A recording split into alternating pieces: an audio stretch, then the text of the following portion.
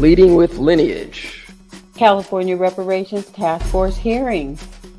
Final report recommendations. California Freedmen Affairs Agency, CAFA office. The Fund for Reparations and Reparative Justice. Free the land, eminent domain, unjust property taking return. The Mass Media Group was there. Reparations Now, the documentary where it all began. Released Juneteenth, 2023. Now listen, if you can't handle the TR rules, don't tune in.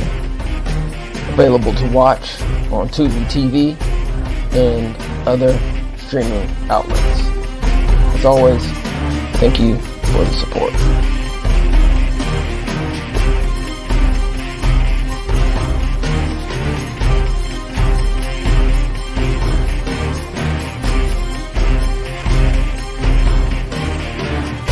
Please like, share, and subscribe to your number one source for reparations and news.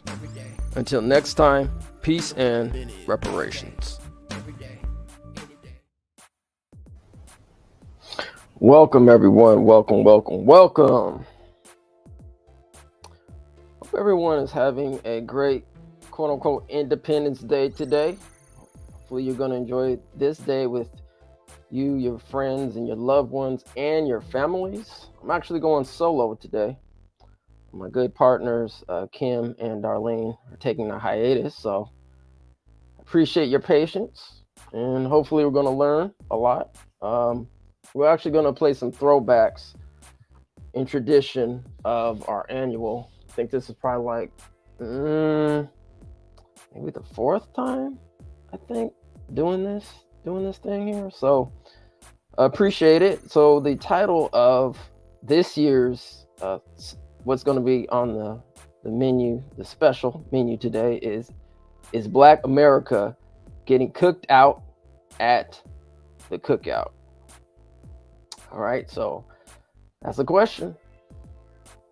You can answer that yourself or not. That's up to you. But yes, we're actually going to be playing some footage from the debate between Joe Biden and Donald Trump later on, and just going to be reviewing and going through that and showing some statistics, etc., and some feedback. But before we do that, I think it's always important that we give a shout out to those who came before us. So peace to the ancestors. Shout out and peace to the ancestors before we go. So speaking of the ancestors, in tradition, I am going to be playing a clip from the good ancestor Ishakamusa Barashango. The full video that we did, I don't know, maybe 2 or 3 years ago, should be in the description. So when you have a chance, you can go take a look at that. But in the interim, let's go play this video clip. It's about 2 or 3 minutes.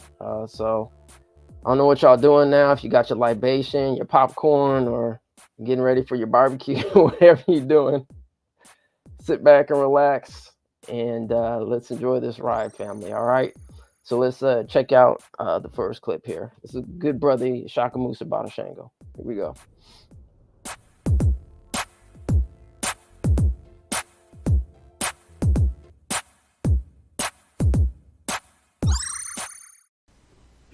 America's Independence Day, the 4th of July. Written by Dr. Ishakamusa Barashango in Chapter 1 in the book titled African People and European Holidays. Mental Genocide. July 4th is a date annually set aside to commemorate the gathering of 54 land-grabbing thieves who were convened at the Second Continental Congress to determine their own destiny as white men, Euro-Americans, in a British-dominated colonial sphere, which at this time in world history, according to Brother Malcolm, it was said that the sun never set on the British Empire. In order to comprehend the true meaning of this event from an African worldview perspective, black people must clearly understand that America's strife for independence from the British colonial empire, for all of its lofty proclamations of a liberty and justice for all, was in no way inclusive of the black population residing here in the 13 colonies. Most black people in colonial America were in bondage to white plantation owners and merchants. The only time that the black man was taken into account during this principal epoch of European American history was when the slave master stumbled on the idea that we could be used as their shields against British muskets, therefore minimizing for whites the risk of being mortally wounded. Thus, many slave owners sent their black bondsmen to the front lines to serve as targets and cannon fodder for the protection of the not-so-patriotic colonial Americas. The War of the American Revolution was not commissioned with the objective of altering black people's status as hewers of wood and drawers of water, except to add more weights to our already back-breaking burdens and plunge us deeper into slavery. This is why we refer to this day as the 4th of July. The Euro-Americans blatantly lied to us when they promised us freedom if we would fight for the liberation from Britain and the tyranny of King George, as they called it. This was one of the bitterest lies in the history of the world, for the majority of black people in the United States were far worse off at the close of the Revolutionary War than they were before it began, especially with the coming of the cotton gin in 1793 and the evolution of King Cotton and its super role in the industrialization of the 18th century. Those eloquent lies about freedom, justice, and liberty for all did not include black folks in the all. Even at the time of the framing of the United States Constitution, blacks were considered to only be 3/5 of a person.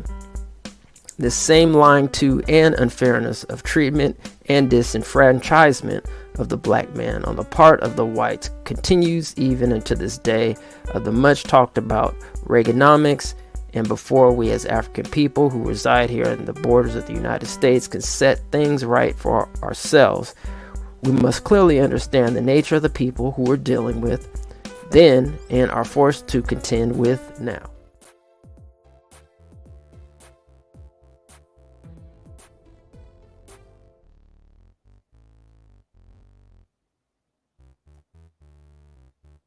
All right, family. So once again, you can check the full video out when you have some time. The link should be in the description. But I want to actually go into, and if you heard in the background, that was the Star Spangled Banner. So let's take a look at the Star Spangled Banner. I think, sometimes when we sing the Star Spangled Banner, from my understanding, they don't actually sing the 4th verse or the 4th stanza at all. So I'm going to share my screen here, and we are going to read from an article. All right, here. All right, this article was by Jillian Brockel in 2020. And let's go. It says, the ugly reason the Star Spangled Banner didn't become our national anthem for a century. It was September of 1814. The British had sacked Washington and torched the White House. The conflict became known as the War of 1812, even though it was in its 3rd year. The British had also taken prisoners, including a popular doctor from Prince George's County in Maryland. A friend of the doctor sailed on a ship flying a truce flag to negotiate a prisoner exchange with Royal Navy.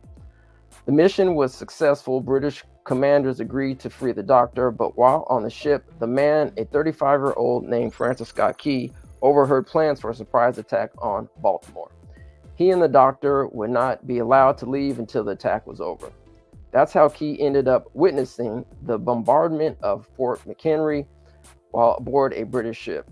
He couldn't tell from his vantage point who had won or lost, but at dawn, he saw the American flag, 15 stars and 15 stripes at the time, still waving over the fort, and was inspired to write a poem.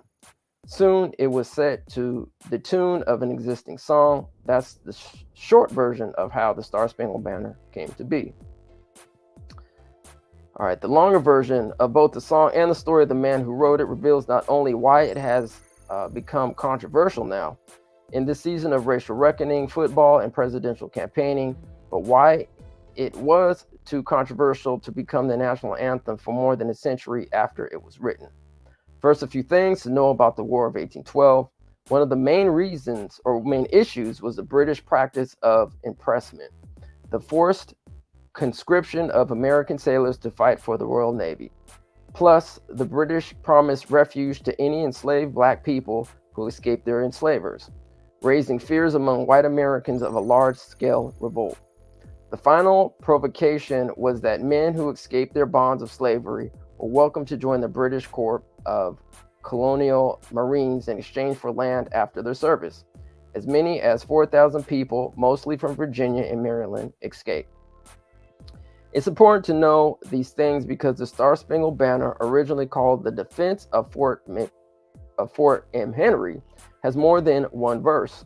The second half of the third verse ends like this: "No refuge could save the hireling enslaved from the terror of flight or the gloom of the grave.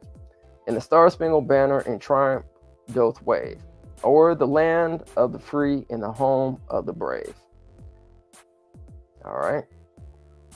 These lyrics are a clear reference to the Colonial Marines, according to Jefferson Morley, author of Snowstorm in August, Washington City, Francis Scott Key, and the Forgotten Race Riot of 1835. They are clearly meant to scorn and threaten the African Americans who took the British up on their offer. He wrote in a recent essay for the Washington Post, Key surely knew about the Colonial Marines, and it's even possible he saw them among the contingent of British ships that sailed into Baltimore Harbor. But Mark Clegg, a musicologist at the University of Michigan and an expert on the anthem, disagrees. In 2016, he told the New York Times the reference to slaves is about the use and, in some sense, the manipulation of Black Americans to fight for the British with the promise of freedom. He also noted that Black people fought on the American side of the war as well. So just quick interjection. So that shows you, right, that Black people, Black Americans fought both on the British side and the American side. But, you know, we have to understand that no matter what, Black people wanted their freedom, period, on either side. All right, here we go. Whether manipulation or not, the British kept their word to Colonial Marines after the war, refusing the United States' demand that they be returned and providing them land in Trinidad and Tobago to resettle with their families. Their descendants, called Americans, still live there today. And even if these lyrics aren't meant to be explicitly racist, Key clearly was. He descended from a wealthy plantation family and enslaved people. He spoke of Black people as, quote, a descendant and inferior race, end quote, and supported emancipating the enslaved only if they were immediately shipped to Africa, according to Morley. During the Andrew Jackson administration, Key served as the district attorney for Washington, D.C., where he spent much of his time shoring up enslavers' power. He strictly enforced slave laws and prosecuted abolitionists who passed out pamphlets mocking his jurisdiction as the, quote, land of the free, home of the oppressed, end quote. He also influenced Jackson to appoint his brother-in-law, Chief Justice of the United States. You may have heard of him. Roger B. Taney is infamous for writing the Dred Scott decision that decreed Black people had no rights which the white man was bound to respect. I want to repeat that again. Had no rights which the white man was bound to respect. A statue of Taney and a school named after Key have been recent subjects of scrutiny during the protests following the police killing of George Floyd back in 2020. Although the Star-Spangled Banner and all of its verses were immediately famous, Key's overt racism prevented it from becoming the national anthem while he was alive. Morley wrote, there was no official anthem, and many people choose to sing other songs like My Country, 'Tis of Thee. Key's anthem gained popularity over time, particularly among post-Reconstruction white Southerners in the military.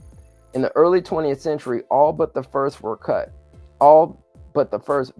cut, not for their racism, but for their anti-British bent. The United Kingdom was by then an ally.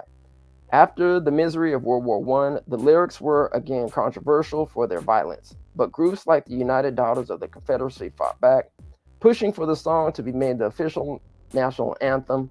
In 1931, President Herbert Hoover made it so. Quote, the elevation of the banner from popular song to official national anthem was a neo-Confederate political victory, and it was celebrated as such, Morley wrote. When supporters threw a victory parade in Baltimore in June 1931, the march was led by a color guard hoisting the Confederate flag. All right. So thanks once again for joining, family. I need to take a quick break here and just check something. It's a technical thing on my part, but in the interim, I'm going to go ahead and play a video here, and then I will be right back. Thanks again for joining. This is Me and the Mass Media Group. Please like, share, and subscribe this video to your friends and family. So let's go ahead and play this video, and I'll be back shortly. Amend the Mass Media Group is California Capital's premier YouTube channel focused on reparations, dedicated to political advocacy and unapologetically aimed at shining a spotlight on our righteous justice claim for reparations.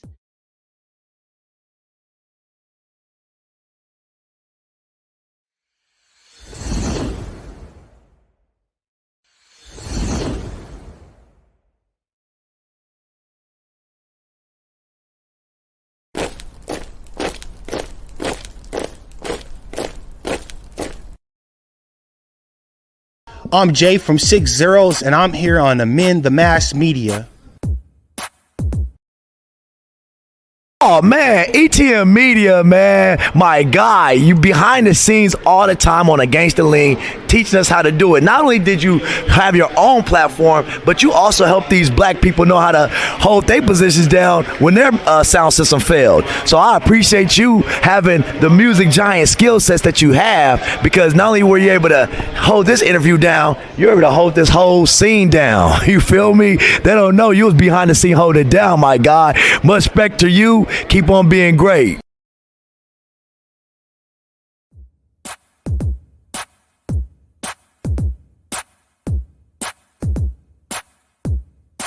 Yes, sir. My name is Salahuddin Tula. My slave name is Jeffrey Sims. And out of being ashamed of being a slave, I changed my name. But now I'm proud of my history. And I want to thank Emin, the Mass Media Group, for the process of recording history, because we have some people have a different learning style. So I appreciate the videos because I can actually see what people are saying in comparison to reading what they're saying.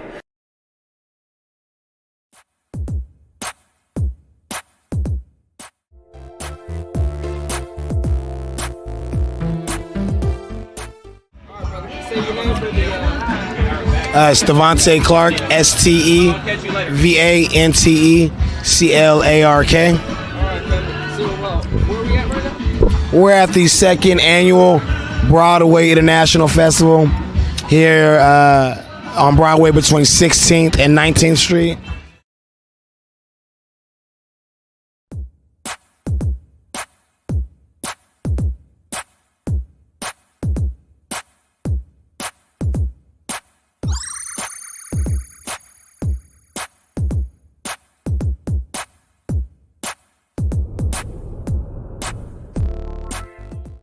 Well, H.V. Pierce, he was here too.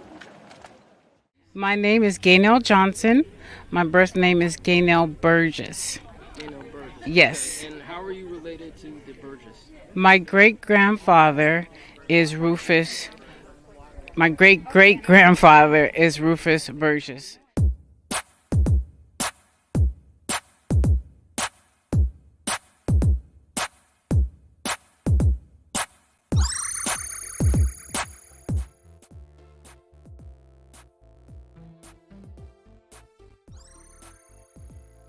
All right, family, we are back. We are back in the building. I think I got the technical issue straight, so we are good. So once again, we are going to get into the debate a little bit later, but I wanted just to kind of go back in history and give this, Independence Day, this quote, Independence Day, the 4th of July, aka 4th of July, some context before we actually get into the debate. So once again, thanks for joining. Honestly, I don't even know how long we're going to be here. So, I don't think, usually our broadcasts run about an hour and a half. I don't know if it's going to go that long because I know everybody want to get out. If you're doing anything, then that's cool. If you're not, you want to just kick back and chill, that's cool too. But whatever, I do appreciate y'all coming through. All right, so let's read this article here. All right, Jamestown rediscovery, historic Jamestown, the first Africans. All right, here we go. The first Africans arrived in Virginia because of the transatlantic slave trade across 3.5 centuries, from 1501 to 1867. More than 12.5 million were captured, sold, and transported to the Americas. While Portugal and Spain were the first European powers engaged in this trade, eventually most of European powers would get involved. It was profitable as well as brutal. The Africans who came to Virginia in 1619 had been taken from Angola and West Central Africa. There were a series of wars that was part of much broader Portuguese hostilities against the Congo and Indigo kingdoms. These captives were then forced to march 100 to 200 miles to the coast to the major slave trade port, where they were put on board the San Juan Bautista, which carried 350 captives bound for Veracruz on the coast of Mexico, summer of 1619. Nearing her destination, the slave ship was attacked by 2 English privateers, the White Lion and the Treasure, something of Mexico, and robbed of 50 to 60 Africans. The 2 privateers then sailed to Virginia, where the White Lion arrived to Comfort or present-day Hampton, Virginia, toward the end of August. John Rolfe, a prominent planter and formerly the husband of Pocahontas, reported that 20 and odd Negroes were bought for victuals. The majority of the Angolans were acquired by wealthy and well-connected English planters, including Governor Yearly and the Cape or head merchant Abraham Piercy. The Africans were sold into bondage, despite Virginia's no clear-cut laws sanctioning slavery. All right. The treasurer arrived at Point Comfort a few days after the White Lion, but did not stay long, quickly selling sail to English colony of Bermuda. Prior to leaving port, however, it is possible that 7 to 9 Africans were sold, including named Angela, quote, Angela, who was taken to Captain William Pierce's Jamestown property, which Jamestown's rediscovery archaeologists excavated with the National Park Service. By March 1620, 32 Africans were recorded in a muster as living in Virginia, but by 1625, only 23 were recorded. These scattered throughout homes and farms of the James River Valley were the first of hundreds of thousands of Africans forced to endure slavery in colonial America. A ship brought not anything but 20 and odd Negroes to Virginia in late August after capturing them from a slave ship bound for Spanish colonies. All right, so I just want to give a little historical reference in regards to, at least in recorded history, to 1619. As we know, there were black people here in America and before, 1619, but that was the first recording that is on record. I'm sure there's somebody else that has documentation before 1619. Please share. All right, here we go. All right, so I know we're talking about Independence, quote unquote, Independence Day today, and we definitely can't forget about the good ancestor, the great ancestor, not just good, but the great ancestor, Frederick Douglass.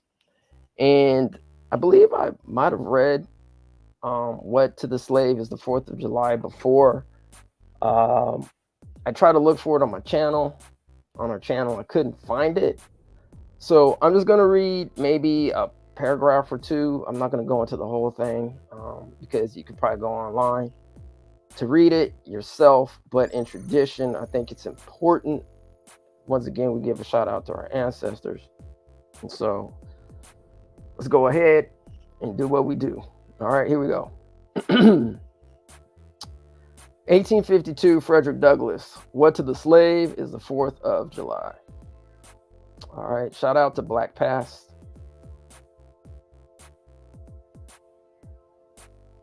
All right, here we go. On July 5th, 1852, Frederick Douglass was invited to address the citizens of his hometown, Rochester, New York. Whatever the expectations of his audience on that 76th anniversary of the signing of the Declaration of Independence, Douglass used the occasion not to celebrate the nation's triumphs, but to remind all of its continuing enslavement of millions of people. Douglass's speech appears below.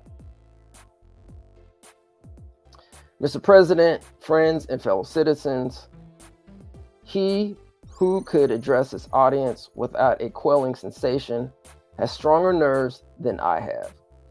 I do not remember ever to have appeared as a speaker before any assembly more shrinkingly, nor with greater distrust of my ability than I do this day. A feeling has crept over me, quite unfavorable to the exercise of my limited powers of speech. The task before me is one which requires much previous thought and study for its proper performance. I know that apologies of this sort are generally considered flat and unmeaning. I trust, however, that mine will not be so considered. Should I seem at ease, my parents would much misrepresent me. The little experience I have in addressing public meetings in country schoolhouses avails me nothing on the present occasion. The papers and placards say that I am to deliver a 4th of July oration. This certainly sounds large and out of the common way, for it is true that I have often had the privilege to speak in this beautiful hall and to address many who now honor me with their presence. But neither their familiar faces nor the perfect gauge I think I have of Corinthian hall seems to free me from embarrassment. The fact is, ladies and gentlemen, the distance between this platform and the slave plantation from which I escaped is considerable, and the difficulties to be overcome in getting from the latter to the former are by no means slight. That I am here today is, to me, a matter of astonishment as well as of gratitude. You will not, therefore, be surprised if in what I have to say, I have evinced no elaborate preparation, nor grace my speech with any high-sounding exordium. With little experience and with less learning, I have been able to throw my thoughts hastily and imperfectly together, and trusting to your patience and generous indulgence, I will proceed to lay them before you. All right, family. I said I was gonna take a couple paragraphs, but man, brother's going in. So let me just read a few more. Yeah, because brother is going straight all in, family. All right, so let's do this. All right, here we go. This for the purpose of this celebration is the 4th of July. It is the birthday of your national independence and of your political freedom. This to you is what the Passover was to the emancipated people of God. Oh, wait. Let's say that again. This to you is what the Passover was to the emancipated people of God. Wow. It carries your minds back to the day and to the act of your great deliverance, and to the signs and to the wonders associated with that act and that day. The celebration also marks the beginning of another year of your national life and reminds you that the Republic of America is now 76 years old. I am glad, fellow citizens, that your nation is so young. 76 years, though a good old age for a man, is but a mere speck in the life of a nation. 70 years and 10 is the allotted time for individual men. But nations number in the years by thousands. According to this fact, you are even now only in the beginning of your national career, still lingering in the period of childhood. I repeat, I am glad this is so. There is hope in the thought, and hope is much needed under the dark clouds which lower above the horizon. The eye of the reformer is met with angry flashes, portending disastrous times, but his heart may well beat lighter at the thought that America is young, and that she is still in the impressible stage of her existence. May he not hope that high lessons of wisdom, of justice, and of truth will yet give direction to her destiny. With the nation older, the patriot's heart might be sadder, and the reformer's brow heavier. The future might be shrouded in gloom, and the hope of its prophets go out in sorrow. Let's see.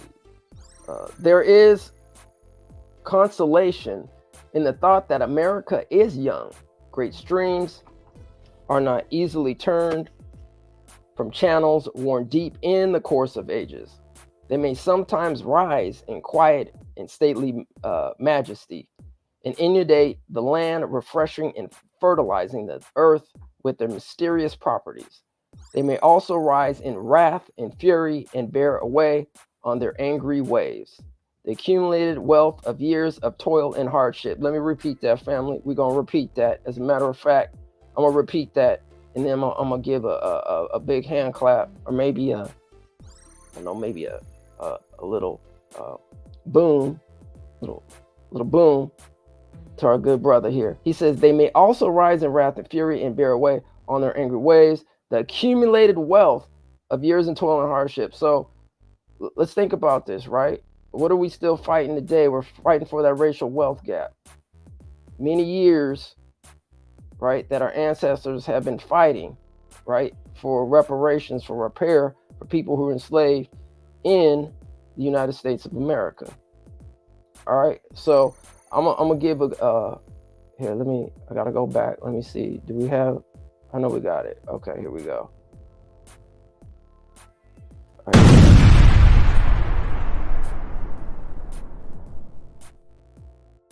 Shout out to the ancestor. All right, here we go. They, however, gradually flow back to the same old channel and flow on as serenely as ever.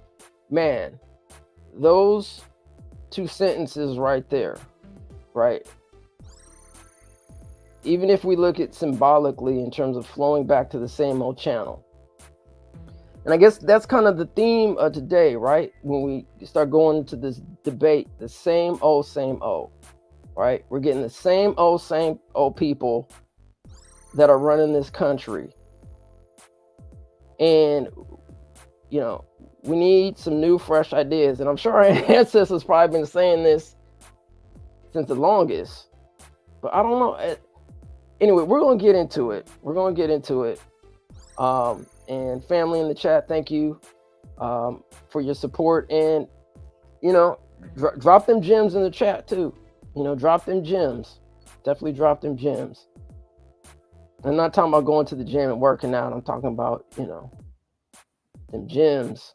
You know, it's gems I'm talking about. All right, here we go. They, however, gradually flow back to the same old channel and flow on serenely as ever.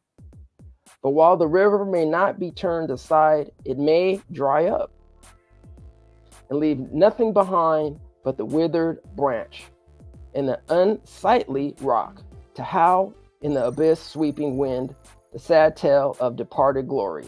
As with rivers, so with nations. Oh, snap. Did that brother just...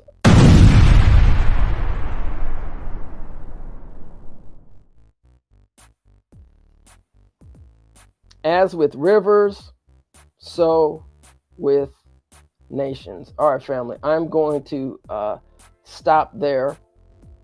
Woo, man, he was like going all in. I mean, we just have to think about this, right? Like, if we look in the history and civilizations rising and falling, in terms of Black American descendants, right? Like, if we would just get repaired, hey, give us that cash, man. Give us our land. This is owed to us. Let us get it, you know, so we can, quote unquote, make America great. I don't know about again, but let's make America great, right? All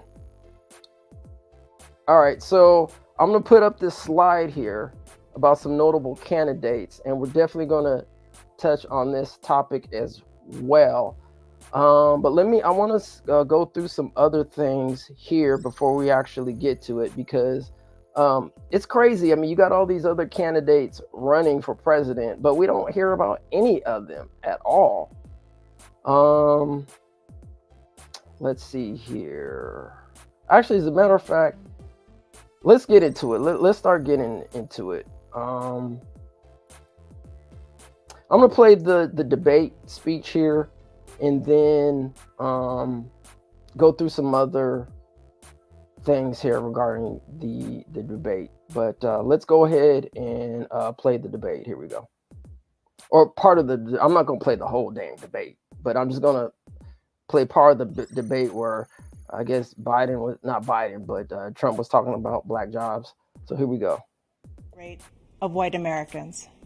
What do you say to black voters who are disappointed that you haven't made more progress? They acknowledge they made a lot of progress, number one. The fact of the matter is there's more small black businesses that have been started than any time in history. Number two, the wages of black unemployment is the lowest level it's been in a long, long time. Number three, we're trying to provide housing for black Americans and dealing with the segregation that exists among these corporate operations that collude to keep people out of their houses.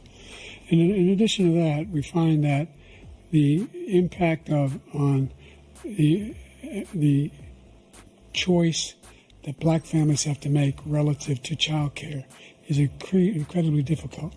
When we did the first major piece of legislation in the past, I was able to reduce black child care costs. I cut them in half. We got to make sure we provide for child care costs. We got to make sure, because when you provide those child care protections, you increase economic growth because more people can be in the job market. So there's more to be done, considerably more to be done. But we've done a great deal so far, and I'm not letting up, and they know it. You have 49 seconds left. What do you say to black voters who are disappointed with the progress so far?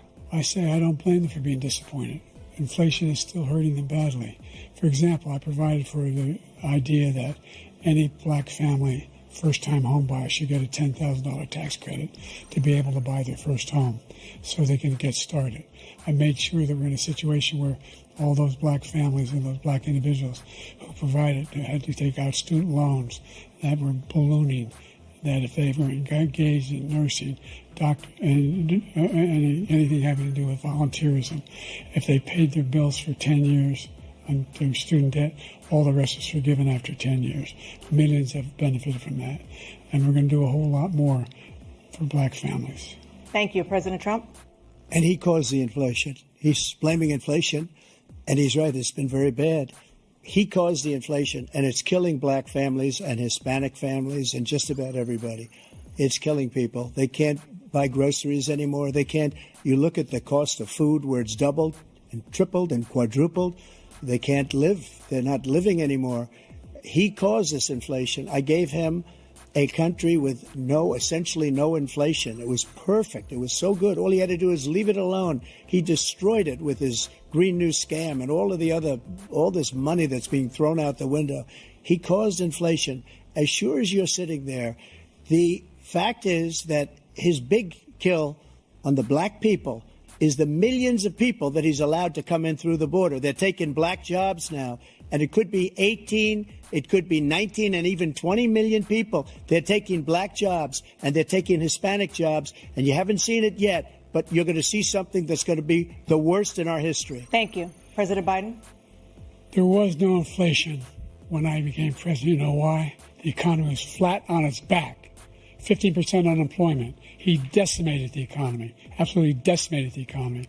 That's why there was no inflation at the time. There were no jobs. We provided thousands and millions of jobs for individuals who are in all communities, including minority communities. We made sure that they have health insurance. We have covered, the ACA has increased. I made sure that they're $8,000 per person in a family to get written off for health care. But this guy wants to eliminate that. They tried 50 times. He wants to get rid of the ACA again, and they're going to try again if they win. We find ourselves in a position where the idea that we're not doing any, we put more police on the street than any administration has. He wants to cut the cops. We're providing for equity and making sure people have a shot to make it. There's a lot going on, but in inflation, he caused it by his tremendous malfeasance in the way he handled the pandemic. Woo. That was a mouthful. So I thank you, family. You know, in tradition, we're definitely going to go over the comments. Man, much love to you, sis. Shout out to Miss Darlene in the building, holding it down. And I must say, before we go, just give a big shout out to a good family, Chris Lodson, Kim Mims, and Darlene Crumity for consistently showing up at the Capitol for these reparations hearings. I mean, flowers, man, flowers. As a matter of fact, got to give y'all some love, family. And we definitely gonna give everybody some love before we get out of here. But yo,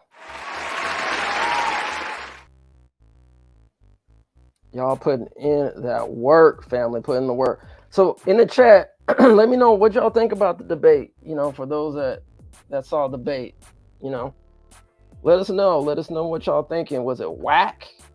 Was it something informative? First of all, I was even shocked that they even talked about black people, you know, black Americans at all, because let me know. I mean, I think we even viewed most of the Republican debates. They didn't talk nothing about no black people at all. As far as Tim Scott, I mean, Tim Scott may have said something like, I think he said he was black. I don't know, or something like that. But, you know, that was about it. There was nothing, zero. So, hey, I guess I got to give him credit for at least talking about something, you know. So shout out to CNN for, you know, asking something about black people. But, you know, the question in these presidential debates about reparations never comes up. You know, what do these people think about reparations? It should be on everybody's mind, especially black people. All right, let me go ahead. I'm gonna share an article here.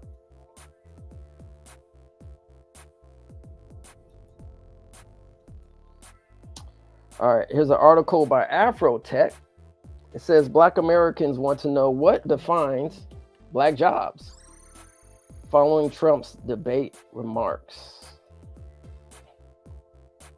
So yeah, what defines black jobs? What defines black jobs? I don't know if y'all in the chat or if you guys see this. Please let me know what a black job is, because I have no idea what a black job is. I guess if you got a job and you black, that's a black job. Anyway, Black Americans want to know what defines, quote, black jobs, end quote, following Trump's debate remarks. Article written by Shanique Yates, July 1st, 2024.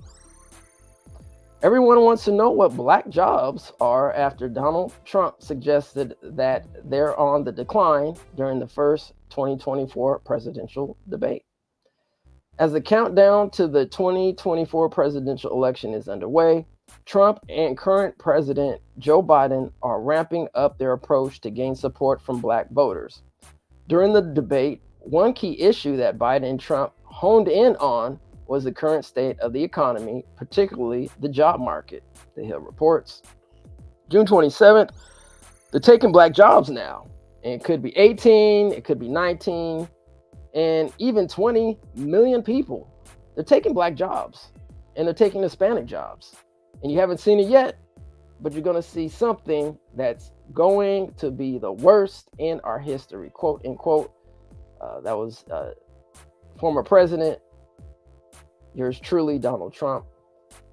Originally, CNN anchor and debate moderator Dana Bash had asked Biden what he has done for black voters, especially since there has been growing public disdain from the black community toward the White House concerning the economy.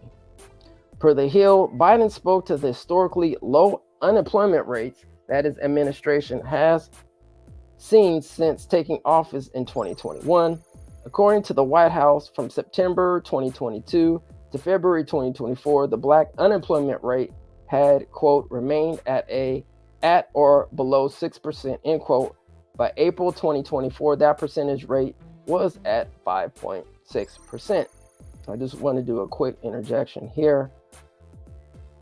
Ever since we've been out of quote unquote bondage, our unemployment rate has been the highest since out of all ethnic groups. So it is what it is. I mean, it might be facetious kind of about what I'm saying, but I mean, we probably had a zero unemployment rate when we were enslaved, right? So anyway, let's continue. Under Trump's leadership from 2016 to 2020, the black unemployment rate was roughly 8%. So what exactly is a black job? Some social media users took the moment to get off jokes, while others expressed genuine concern about what lies ahead as the nation prepares to select its next leader. Democratic National Committee Chair James Harrison posed the question, what the H is a black job? On the other hand, Republican Ilhan Omar, Democrat of Minnesota, said she wishes that the moderators, CNN anchors Jake Tapper and Bash, would have asked for clarity about what Trump meant by the phrase black jobs. I still don't understand the black job comment, wrote Omar in a post shared on X. It would have been nice if there was a follow-up to understand what he was trying to say. Other organizations and leaders made light of Trump's comments, with Black PAC, an organization on a mission to build black political power, tweeting, well, now that the debate is over, time for us all to get ready for bed so we can be on time to our black jobs tomorrow. All right. So yeah, family, I don't know what the brother was saying by black jobs. I'm just gonna post this. We know that what black jobs are. Shout out to Shanna, appreciate you, family. We know that what black jobs are. They're not professional roles.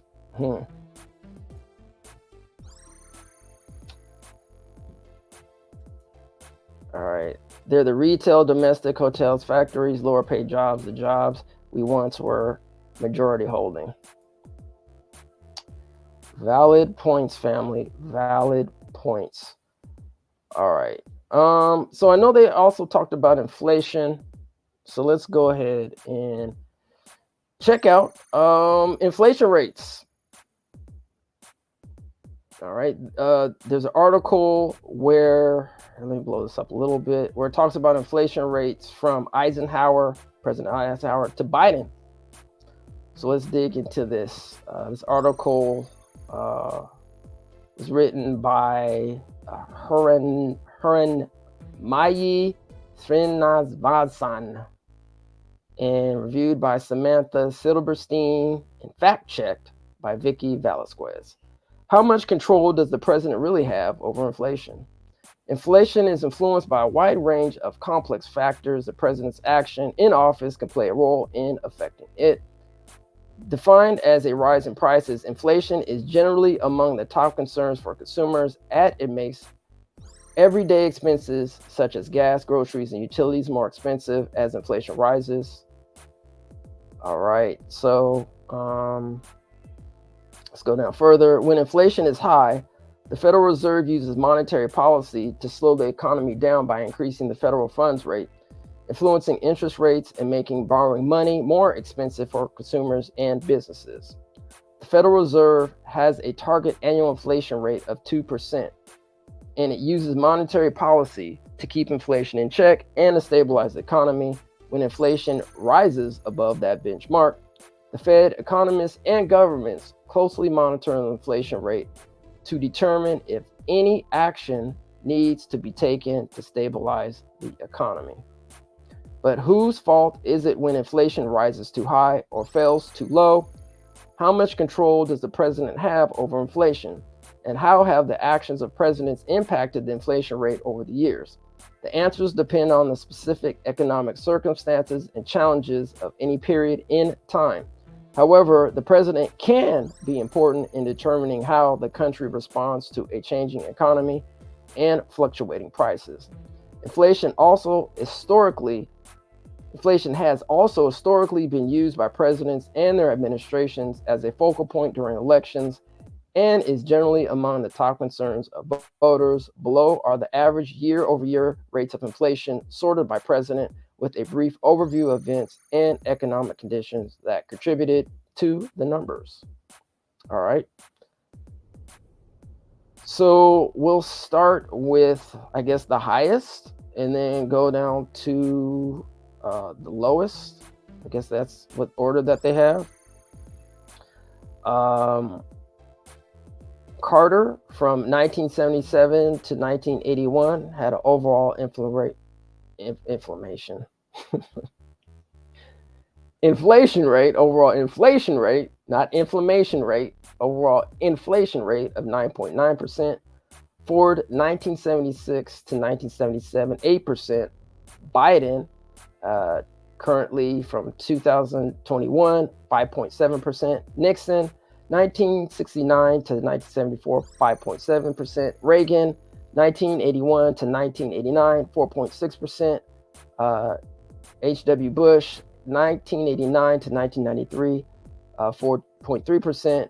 W. Bush 2001 to 2009, 2.8%. Lyndon B. Johnson 1963 to 1969, 2.6%. Clinton 1993 to 2001, 2.6%. Trump at 1.9%, 2017 to 2021. Obama 2009, 2017, 1.4%. Eisenhower 1953 to 1961, 1.4%. And John F. Kennedy coming in a whopping 1.1% at 1961 to 1963. Man, y'all must have been living it up in the early 60s. Let's see here. So I'm just going to briefly, I'm not going to go through, each paragraph. I just want to reiterate based on the years, the inflation rates again. So we're going to start with Dwight D. Eisenhower. Once again, that's 1953 to 1961, which I think this is in chronological order. So the average inflation rate was 1.4%. That was 1953 to 1961. 1963 to 1969, Lyndon B. Johnson at 2.6%. Richard Nixon at 5.7%. That was 1969 to 1974. Gerald Ford, 1974 to 1977 at 8%. Ronald Reagan, Reaganomics, 1981 to 1989, 4.6%. George W. Bush, 4.3%. Bill Clinton, 2.6%. George W. Bush, that was 89 to 93. Bill Clinton, 93 to 2001, 2.6%. George W. Bush, 2001 to 2009, that's at 2.8%. Barack Obama, 2009 to 2017, 1.4%. Donald Trump, 2017 to 2021, 1.9%. All right, so between the years 2017 and 2001, Donald Trump actually had a lower inflation rate at 1.9%. And then from 2021 to present, the average inflation rate is 5.7%. All right, let me actually read Joe Biden's, I guess, reasoning for why the inflation rate is what it is for today, because this is present.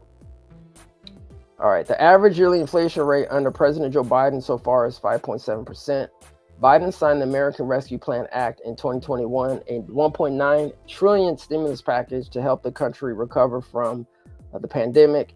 In the wake of the pandemic recovery and after the Russian invasion of Ukraine in 2022 caused gas prices to soar, inflation rose to record levels not seen since the 1980s.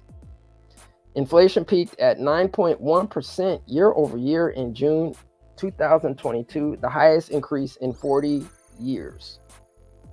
The Fed responded by raising interest rates 11 times since March 2022 in an attempt to cool the stubborn inflation. While inflation did come down from its 2002 peak in 2023, it still remains above the Fed's 2% target. Biden's economic policies are now referred to as Bidenomics.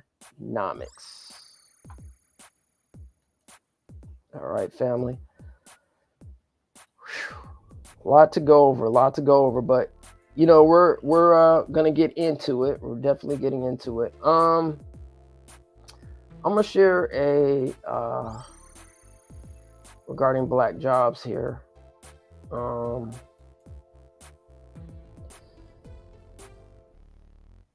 Here's the representative out of Texas, Sheila Jackson Lee. I don't know what she's doing. No, she's doing the Dougie, getting about to go to work, doing something. Y'all let me know what's she doing, family. Let me know what you think she's doing. The moonwalk, the sea walk. I mean, what's she doing, family? I don't know. But anyway, looks like Representative Sheila Jackson Lee said, rolling into my, quote, black job tomorrow morning, like. Well, all right. Sheila Jackson Lee is doing what Sheila Jackson Lee is doing. I'm also going to play a little clip here. People had some responses to, I thought I had it. Let me see. Where is it at? Oh, here we go. Okay. Yeah, this is a response to, I believe, the NAACP. They posted regarding black jobs as well. So let's see what the NAACP had to say and the responses to the NAACP. So let's read a couple of tweets from NAACP's Twitter page. Looks like they posted an image saying, "Our black job is voting. Doing what needs to be done at the ballot box since 1965. All right. Somebody named B-Man said, at NAACP is detached from Black America. Here's your proof. Stephanie Dews said, not without reparations and an anti-Black American hate crime bill. right. Tony D. Rogers, NBA said amen. Chris D. Jackson says Biden Harris, that's the ticket. I'm all in. How about you? Christopher, I don't know, Bowsy? Something. Says Biden just said he is not withdrawing. So shut the blank up about the debate and focus on winning in November. GOV Westmore? President Biden is the partner I need in the White House now and for the next 4 years. We could not have delivered such enormous progress for Marylanders without his and Vice President Harris's leadership and support. Together, we've created nearly 40,000 jobs, made historic. All right, Kamala Harris. It's simple. Donald Trump is a threat to our democracy and fundamental freedoms. With your vote, we will stop him this November. Gretchen W. Joe Biden is our nominee. He is in it to win it and support him. All right, Governor Gavin Newsom. I heard 3 words from the president tonight. He's all in, and so am I. Joe Biden's had our back. Now it's time to have his.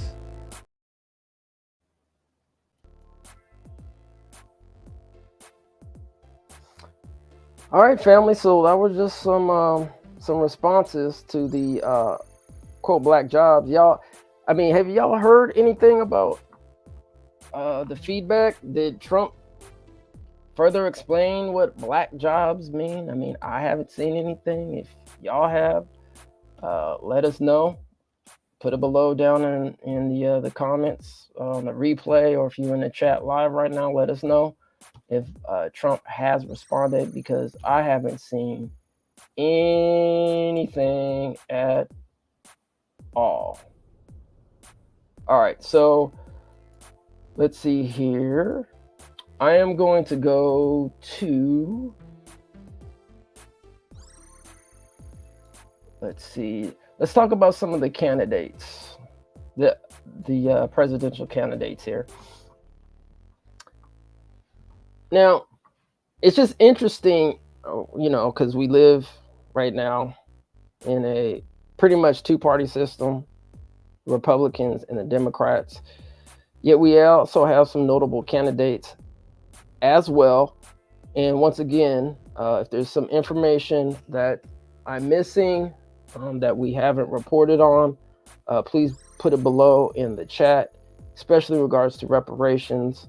Because from my understanding, the only 2 individuals or their party that supports reparations currently that's running for president is Jill Stein of the Green Party and Dr. Cornel West, who's running independently. Those 2 individuals, from my understanding, support reparations. But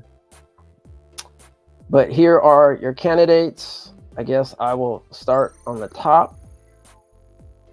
Joe Biden is, the 46th president,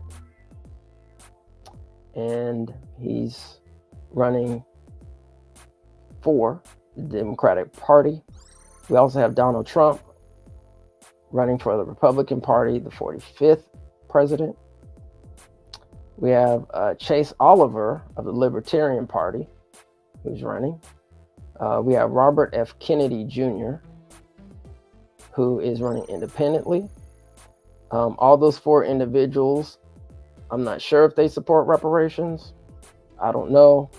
I haven't heard anything as of recent publicly saying that they support reparations. But anyway. And then once again, we have Jill Stein of the Green Party. I actually want to get into the Green Party a little bit and talk about the Green Party and some of their ideas. Randall Terry Constitution Party. I want to briefly go over them, just so we're kind of aware of what the Constitution Party kind of stands for. So people, if y'all want to support the Constitution Party, you're right to do so. And then, of course, Dr. Cornel West, independent, who has on his website that he definitely supports reparations. And he's gone on plenty of platforms to say that he supports reparations as well. All right. So let's take a look at, let me see if I have the Green Party information here. Here we go. Yeah, let me share this tab here for y'all. And now, once again, not endorsing the Green Party, not endorsing the Green Party. As a matter of fact, one of our themes around here is policy over party. And also we're a media platform. Both my partner and I do have and are credentialed in journalism. So we do have to have some level of integrity in our journalistic endeavors. So we're not telling you how to vote, who to vote for, what to do. That's on you. Do your due diligence, do your research. But yes, we're definitely policy over party. So since nobody knows about the Green Party, heck, let's talk about them, right? Especially if they're saying that they support reparations. All right, what the Green Party stands for. All right, the Green Party stands with Black Lives Matter, in support of clean water, support of people of Gaza, support for the Green New Deal. Party stands for support of legal status for immigrants, stands in support of Medicare for all, real money for the common good, stands in support of our Muslim sisters and brothers, support of one secular democratic state for Palestinians and Israelis, stands in support of reparations. All right, let's go read this here.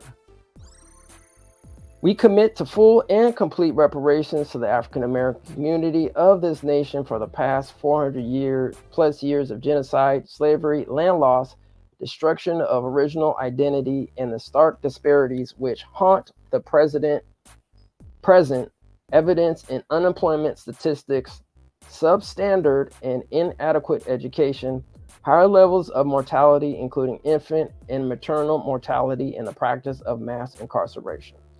We recognize that reparations are a debt, not a charity. Repeat that. We recognize that reparations are a debt, not a charity, that is owed by our own and other nations and by the corporate institutions chartered under our laws to a collective of people. We believe that the leadership on the question of what our nation owes to this process of right ought to come from the African American community, whose right to self-determination and autonomy to chart the path to healing we fully recognize. All right, so that's the Green Party. Supports Roe versus Wade. Supports the right to sexual orientation and gender identity. Stands in support of Puerto Rican self-determination. Support for women's equality. Support of working people. Stands in support of whistleblowers. All right, so there you go. That is the Green Party, ladies and gentlemen. Let me see. Let me pull up. Is this it? Yeah. No, let me pull up. Oh, here we go. Okay, found it. All right, so I got a lot of tabs going on here, family. So appreciate your patience. Okay, we got through that one. All right, so here is the 12 key issues. Let me blow this up. For the Constitution Party.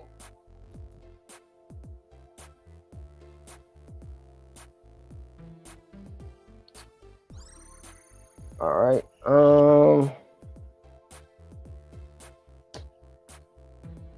For more information, you can go to the website constitutionparty.com if you want to look into it any further.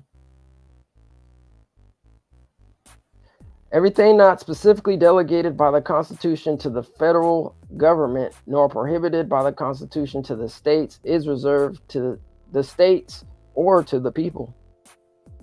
Since the Constitution grants the federal government no authority over education, the 10th,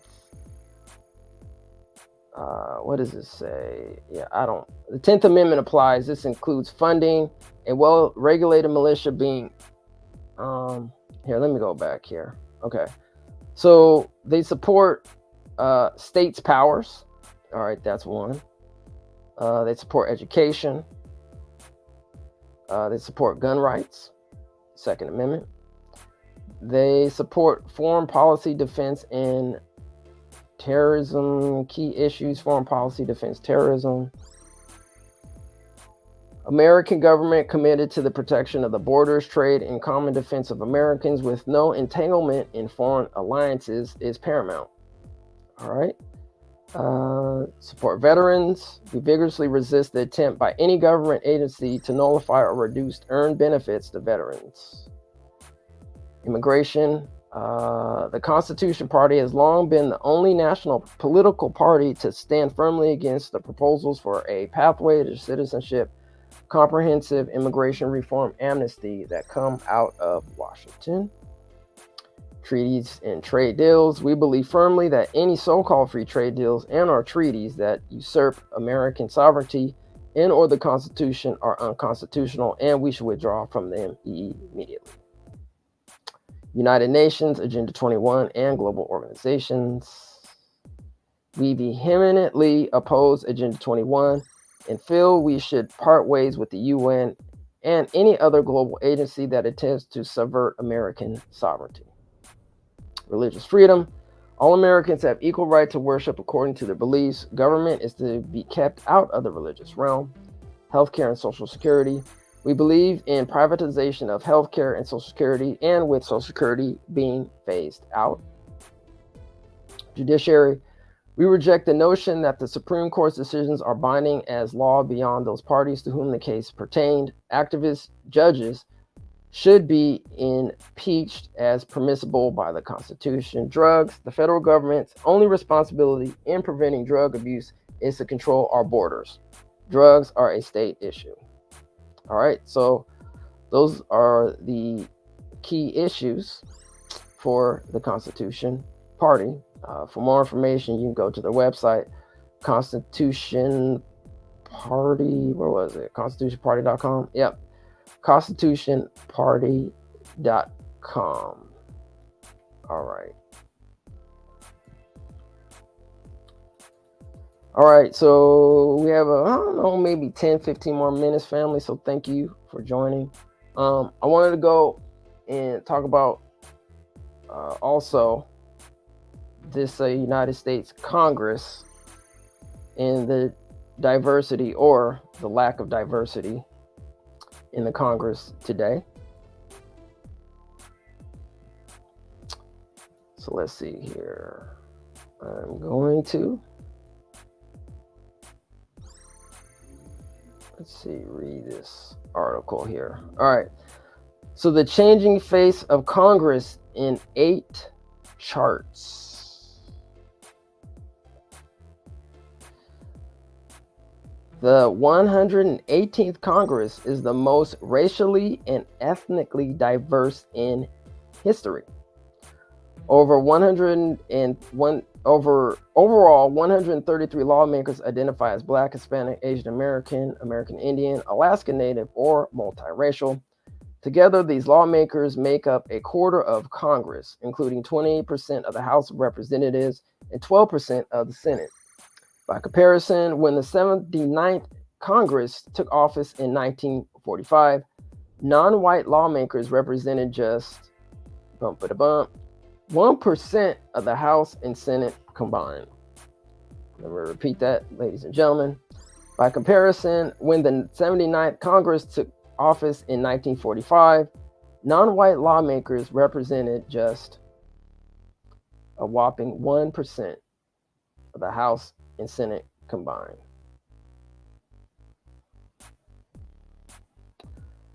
All right, here's a chart. Racial and ethnic diversity continues to grow in Congress. Number of non-white U.S. House and state members by race and ethnicity. Despite the growing racial and ethnic diversity, Congress remains less diverse than the nation as a whole.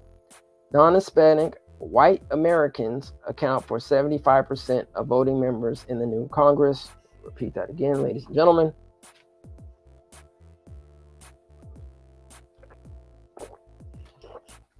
All right. Had to get a quick drink. Despite the growing racial and ethnic diversity, Congress remains less diverse than the nation as a whole. Non-Hispanic white Americans account for 75% of voting members in the new Congress, considerably more than their 59% share of the U.S. population. All right, so this article goes, talks about women and diversity and other stuff too as well. But just wanted to mention that because, as we're looking towards reparations here in California, obviously the federal government is not off the hook. And yep, there goes your diversity in the Congress. So I was told, I'm going to share this tab as well. It was made informed that this is the 60th anniversary of the Civil Rights Act. Bump. Here is, looks like a statement from the White House. Was it from President Joe Biden? Yep, Joe Biden. So let's read, I guess, this proclamation on the 60th anniversary of the Civil Rights Act. So shout out for our ancestors, putting in the work, Black American descendants, putting in the work for everybody, for all Americans to enjoy the civil rights that we have of today. Shout out to our ancestors. Now, I know, there may be some that disagreed how and what we were doing at the particular time, but regardless of how we feel, you still got to give credit where credit is due, especially those who, basically put their life on the line. All right. Here we go. A proclamation on the 60th anniversary of the Civil Rights Act. 60 years ago, President Lyndon B. Johnson signed into law one of the most significant pieces of civil rights legislation in history, the Civil Rights Act of 1964. It prohibited discrimination on the basis of race, color, religion, sex, or national origin. That day, our nation moved closer to our North Star, the founding ideal of America. We are all created equal and deserve to be treated equally throughout our lives. We have never fully lived up to that idea, but we have never walked away from it either. On this anniversary, we promise we will not walk away from it now. On July 2nd, 1964, when President Johnson signed the Civil Rights Act, a crowd gathered behind him. Among them were some of the Black leaders and activists who had led the movement that made it possible: Dr. Martin Luther King Jr., A. Philip Randolph, Dr. Dorothy Height, and others who had fought, protested, and prayed for this moment. It was the work of change makers like them, from the countless protests, sit-ins, and marches they organized, to the many speeches and sermons they gave, and the courageous activism and participation of everyday Americans that brought the bill to President Johnson's desk. It was an answer to President John F. Kennedy's call for national action to guarantee the equal treatment of every American regardless of race. Change only rippled out from there. The Civil Rights Act of 1964 also helped set the foundation for other critical legislation like the Voting Rights Act of 1965. The legacies of those activists and extraordinary Americans, majority Black American descendants, interjection, have had a profound impact on me and others of my generation, and inspired me to become a public defender and then a county councilman working to change our state's politics to embrace the cause of civil rights. Their efforts made us fundamentally better as Americans, opening the doors of opportunity wider and bringing our nation closer to its promise of liberty, equality, and justice for all. Despite the critical step forward, securing our civil rights remains the unfinished fight of our time. Our country is still facing attacks to some of our most fundamental civil liberties and rights, including the right to vote and have the vote counted and the right to live free from the threat of violence, hate, and discrimination. That is why my administration is remaining vigilant, fighting actively to protect the rights of every American. I signed the Electoral Count Reform Act to protect the will of the people and peaceful transfer of power. I appointed Justice Ketanji Brown Jackson, the first Black woman to be on the Supreme Court, and have appointed more Black women to the federal appellate court than every other president in history. We are also working to reverse the shameful legacy of segregation in our country and creating new opportunities for every American to thrive. My administration is investing more money than ever in Black families and Black communities. We are reconnecting historic business districts and neighborhoods cut off by old highways. We're going to be talking about historic districts soon. Interjection. And neighborhoods cut off by old highways, redlining, and decades of discrimination and disinvestment. We have invested over $16 billion in historically Black colleges and universities, which help raise the next generation of Black leaders. At the same time, we are creating good paying jobs that people can raise a family on, making capital and loans for starting small businesses and buying homes more accessible, and making health insurance and prescription drugs more affordable. I also signed the boldest policing reform executive order in history. Interesting when you talk about policing. We're actually going to get into that too. My administration is changing our nation's failed approach to marijuana, which disproportionately impacts communities of color.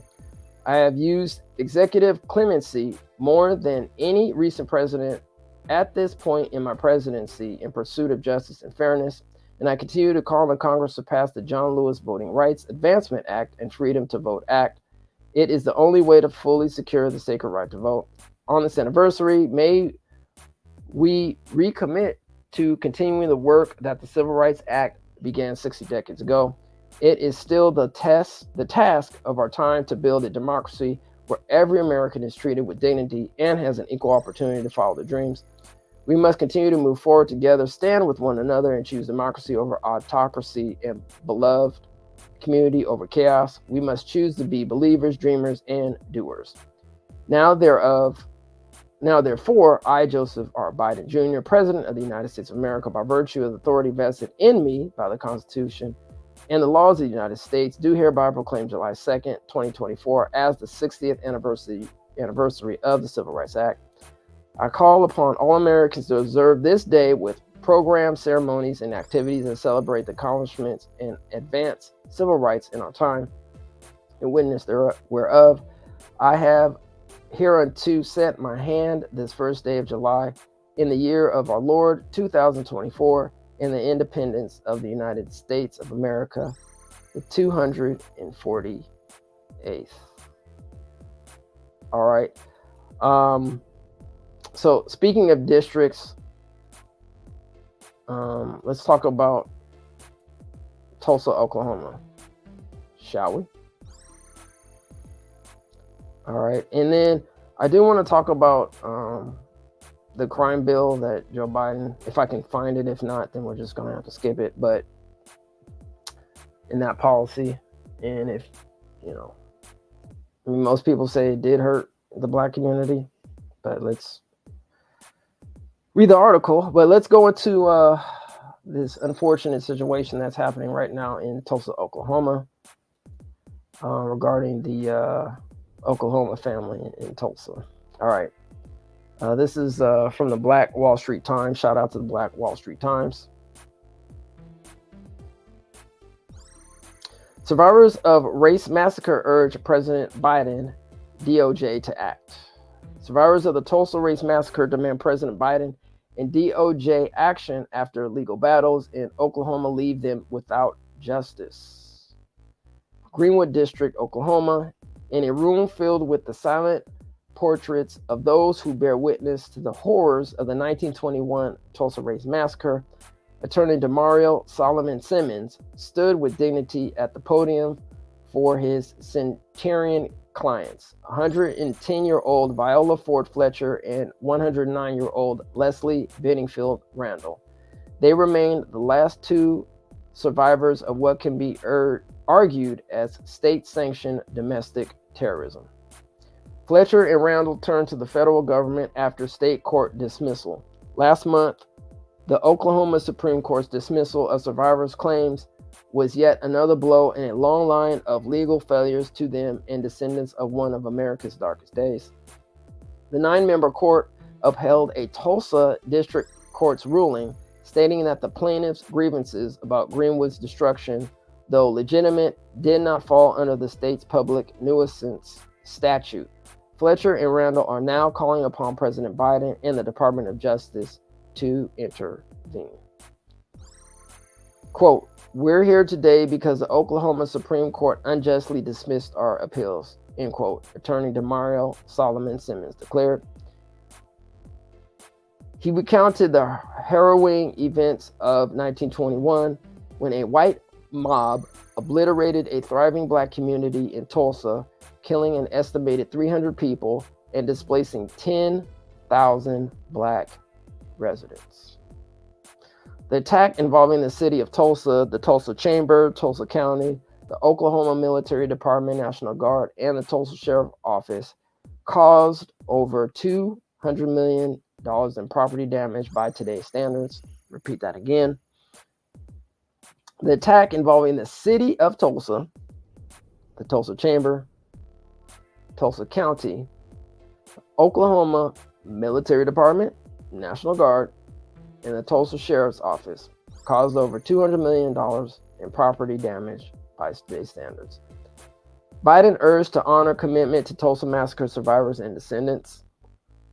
Just 3 years ago, right in this very room, my clients, Mother Randall, Uncle Red, and Mother Fletcher, met with President Joe Biden. He sat down with my clients.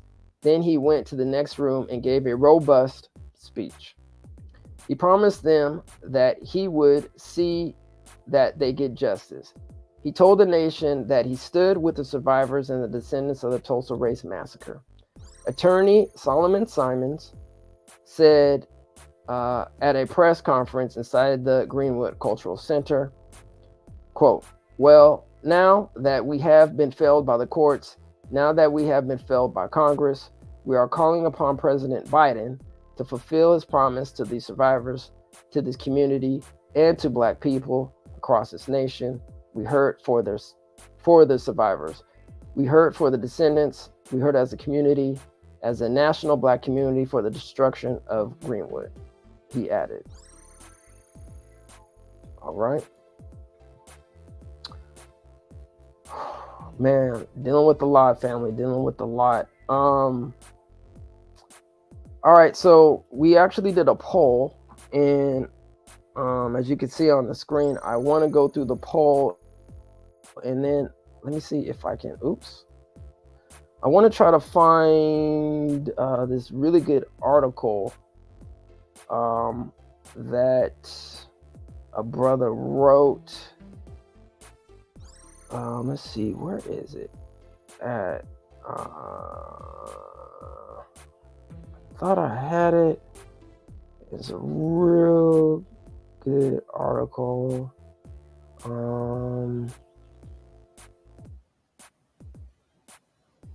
Man, where is it at? Oh man, I can't find it. Right when you need stuff, it's like not there. Politics, demographics, clause, and party ID. I should just.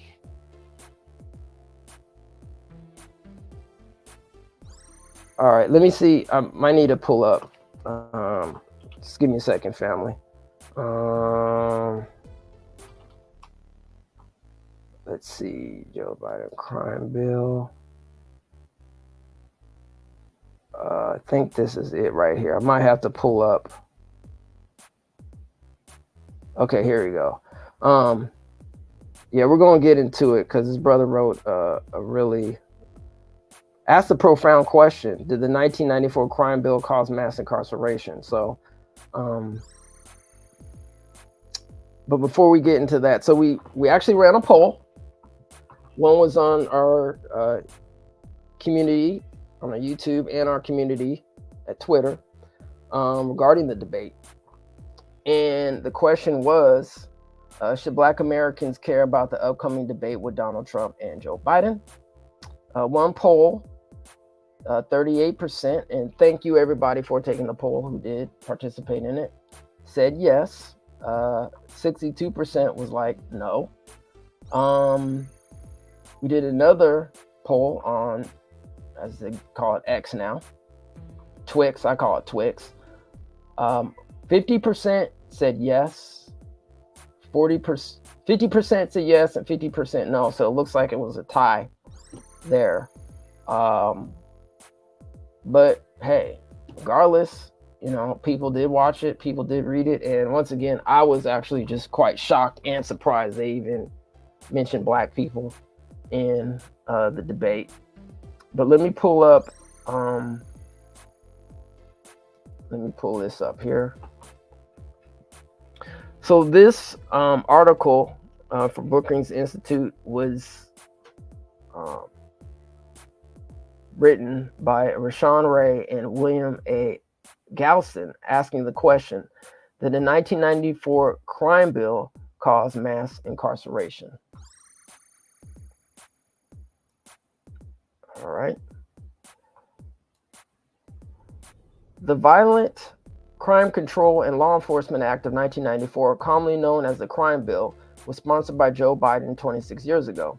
It is often blamed for extending tough on crime policies that overly criminalized Black Americans.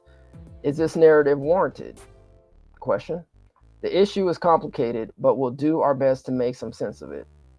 Although the 2020 Democratic National Convention, let me see, when was this written? Okay, this was written in August 28th, 2020. So this was 4 years ago. Let's see. The issue is complicated, but we'll do our best to make some sense of it. All right. Although the 2020 Democratic National Convention mentioned the Violence Against Women Act, it did not dwell on the more controversial parts of the crime bill. Since the beginning of his presidential race, however, former Vice President Joe Biden has been asked repeatedly about his role in creating this bill. It came up during his vice presidential selection when Congressional Black Caucus Chair Karen Bass, who was under consideration as his running mate, responded with a shrewd history lesson. Although Bass reported that she would have opposed the bill if she had been in Congress at the time, she said, quote, "I understand very well why elected officials did what they did because the masses of the people in these communities were demanding it," end quote. Representative Bass is right. According to a 1994 Gallup survey, 58% of African Americans supported the crime bill compared to 49% of white Americans. Most Black mayors who were grappling with a record wave of violent crime did so as well. As he joined a delegation of mayors lobbying Congress to back the bill, Baltimore Mayor Kurt L. Schmoke said, end quote, "We're trying very hard to explain to Congress that this is a matter that needs bipartisan support," end quote. In a recent interview, Representative James Clyburn, a member of the House leadership and one of the most powerful African-American elected officials, reflected on the reasons for his support, for his vote in favor of the bill. Quote, "Crack cocaine was a scourge in the Black community," he recalled. "They wanted it out of those communities and they had gotten very tough on drugs. And that's why yours truly and our members of the Congressional Black Caucus voted for the 1994 crime bill."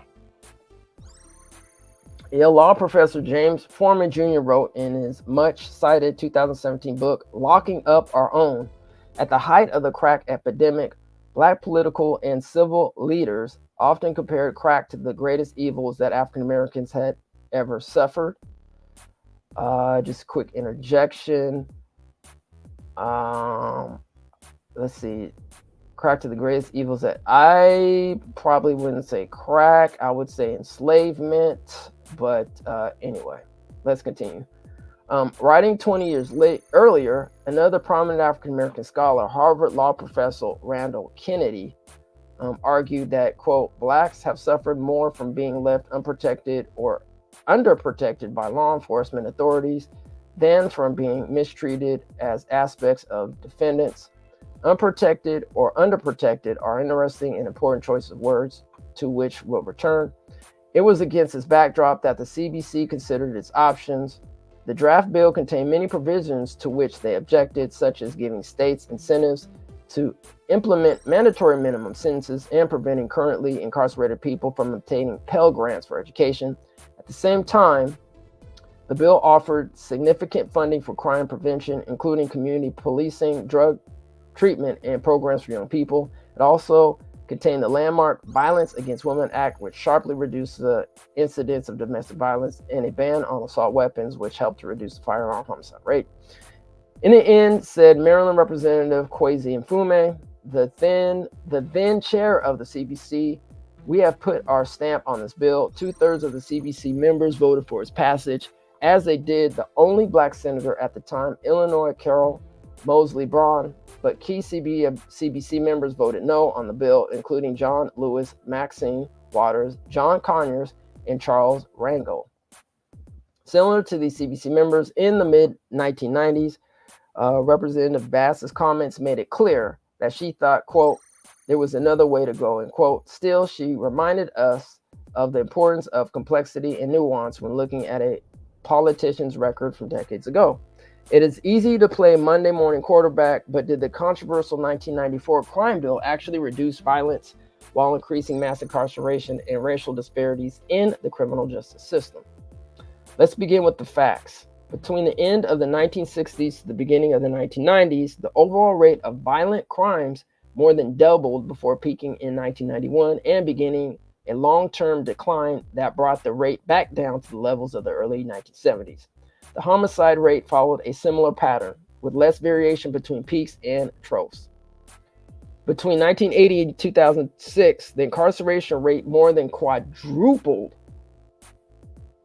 Let's repeat that again. Between 1980 and 2006, the incarceration rate more than quadrupled before beginning a long-term decline that has brought it down by roughly where it stood when the 1994 crime bill was enacted since 2006. Incarceration rates have fallen by 70% for white Americans, 26% for Hispanic Americans, and 34% for African Americans. Did the 1994 bill help decrease the rate of violent crime? Probably, although the rate had begun to decline before the bill went into effect. Did the bill contribute to the expansion of incarceration? Again, probably so. Although the bulk of the growth occurred in the 15 years before the bill was enacted and has fallen significantly for nearly 15 years. But one thing is clear.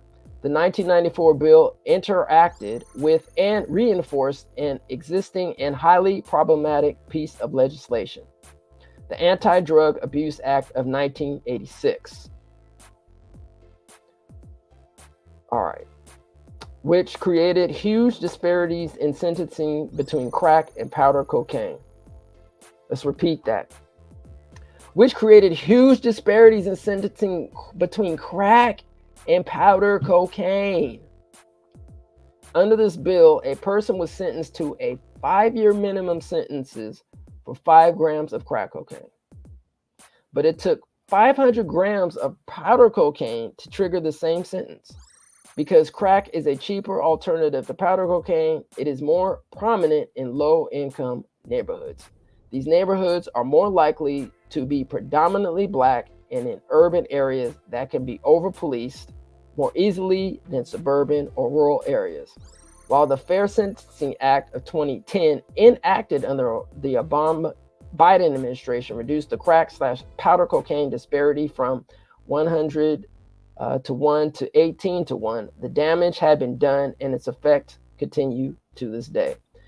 In absence of the 1986 anti-drug bill, the effects of the 1994 on extended incarceration rates would have been less severe. But as James Clyburn's comments show, getting tough on drugs was a key objective of the 1994 bill, not an unintended byproduct. Let's return to the unprotected or underprotected comment from Professor Kennedy. Members of the CBC claim they want better policing for Black communities than more. This is complicated for people to interpret, especially when polls show that over 80% of Blacks want more police presence, not less. Often surveys don't ask the right type of questions about policing, questions that would get at complexity and nuance. Here's what we mean. Police respond more slowly to calls for service in Black communities. Ambulance services responding in Black communities compared to white communities are several minutes slower. If someone is suffering from a stroke or heart attack, these minutes are often a matter of life and death. In addition, the violent crime clearance rate is unacceptably low. To most Black people, it seems that police care less for their communities, for their deceased loved ones, and for their own lives. So when Black people say, quote, more policing, end quote, they mean better than what they have and similar. They mean better than what they have and similar to what predominantly white communities receive. Black people want police to experience their neighborhoods and really engage in community policing rather than over-policing their communities, quote, our communities, and harassing Black drivers and young people while responding too slowly when they are most needed. Many people understandably see the 1994 crime bill as the principal source of the problems discussed here, even if the truth is much more complicated than that. Still, after a half a century tough on crime era that began with Richard Nixon's war on drugs, it is time to re-examine our policing and incarceration policies with our eyes as firmly fixed on the disparities they have created and the damage they have done as on the ills they were created to abate. This does not mean demonizing the police, who have been given one of the most demanding jobs in our society. It means clarifying their mission and providing the resources and personnel to handle problems, such as dealing with people with mental health conditions, which the police should not be expected to address on their own. But it also means fair and equal treatment for all communities and full, timely accountability for law enforcement officers who fail to meet this standard.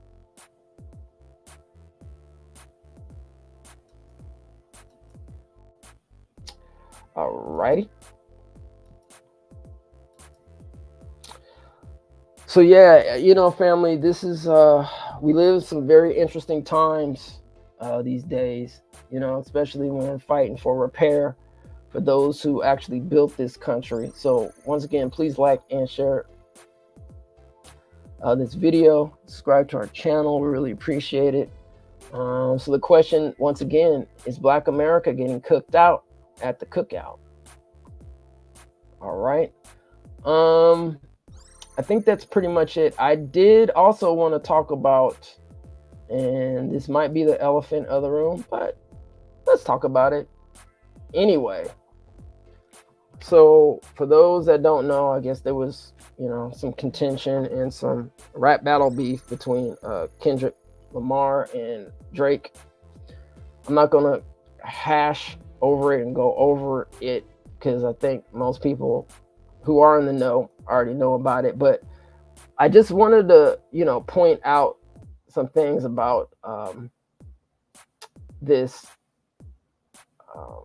his lyrics that I think that stood out most importantly to me, which goes into, the history of America. And let me give a shout out to our brother Kendrick Lamar for pointing this out. And I think it's very important. And I must say this, that oftentimes when Black Americans, descendants of those who descend from U.S. chattel slavery, oftentimes we've contributed to America. Let's just keep it real. They just get co-opted. And oftentimes, years later, we won't be credited where credit is due.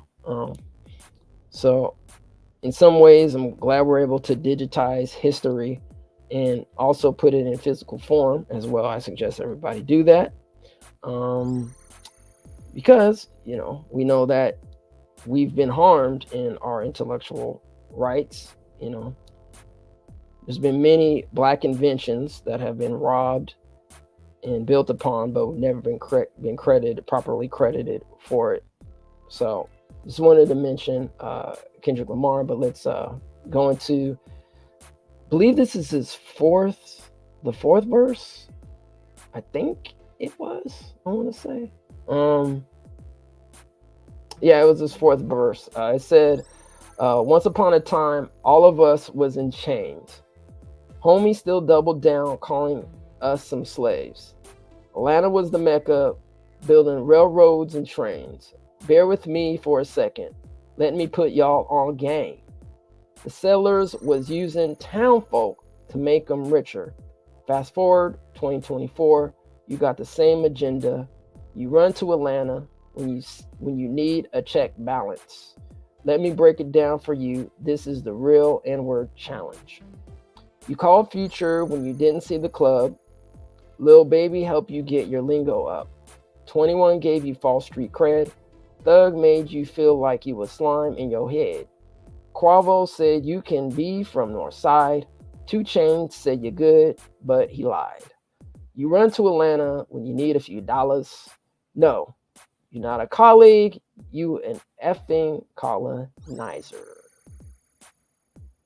The family matter and the truth of the matter.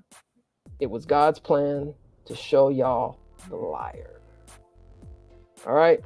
So that was our good brother Kendrick Lamar doing his thing, shouting out some historical reference.